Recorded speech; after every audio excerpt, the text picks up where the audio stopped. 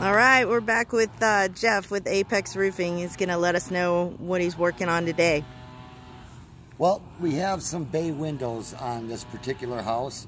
A lot of times an unfinished, it's not that it won't work, but caulkings and things fail, okay? And I'm here to put some kickouts in, a very simple kind of thing. You can take your ordinary run-of-the-mill 8x8 counter flash card and just give it a simple cut.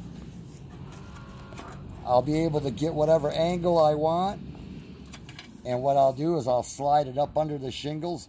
But what this does, as our rain comes down those particular areas, it will divert all the water into the gutter instead of getting in your house, where you would have future rot or decay.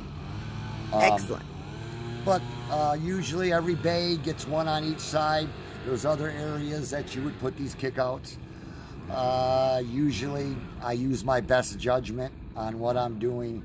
If I see the carpentry may be bad, unless we have done the new roof, but I do repairs like this all the time. Thanks.